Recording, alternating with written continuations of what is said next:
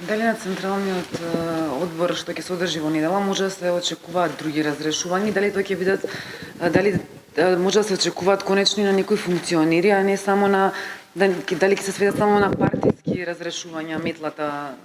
Социјалдемократскиот сојуз е одговорна партија. Социјалдемократскиот сојуз на чело со председателот Зоран Заев носи крупни и сериозни одлуки и чекори.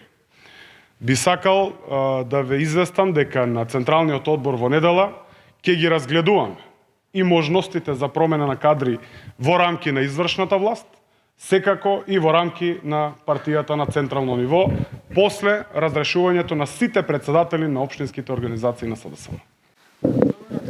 Не бој дека нема да гласаат за разрешувањето, одземањето на мандатот на избеганиот екс-премиер Никола Груевски. Како коментирате ова и постојат ли, имате ли уверување дека можеби независната претеничка група ќе гласа за тоа? За да се обезбеди двотретинско мнозинство. Во рамки на парламентарниот состав може да разговараме со колегите, но на крај секој пратеник одлучува согласно неговото сопствено убедување. Добро позната пракса за ВМРО ДПМН е да го штити криминалот од нивниот 11 годишен режим, особено да го заштити криминалецот, побегнатиот криминалец Никола Груевски. Ние како одговорна партија ги охрабруваме сите пратеници, без разлика од која партија доаѓаат, да го почитуваат законот и да ги слушаат пораките од граѓаните на Република Северна Македонија. А пораката е јасна и недвосмислена. Да му се одземе мандатот на побегнатиот криминалец Никола Груевски. Впрочем, и почесен председател на ВМРО ДПМН. Во насока на тие кадровски измени, што е со другите пратеници од вашите редови, како и беше утврдено непотизам, може ли да се очекуваат оставки други? Ние како партија и дел од моите колеги пратеници правиме чекори. Знаеме дека имаше повлекување на дел од роднините на пратениците.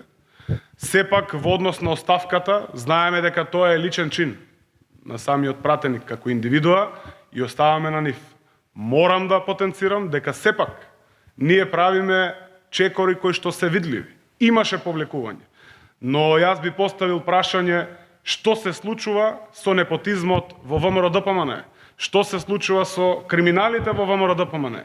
Ние вчера целата македонска јавност можеше да види дека имавме повлекување, оставка директно од пратеник од нашите редови. Се поставува прашањето дали останатите пратеници од опозицијската ВМРО ДПМН, за кои што има во транспарентна судска постапка е потврдено дека сториле сериозни кривични дела. Кој е легитимитетот нивни да седат уште во собраниска сала?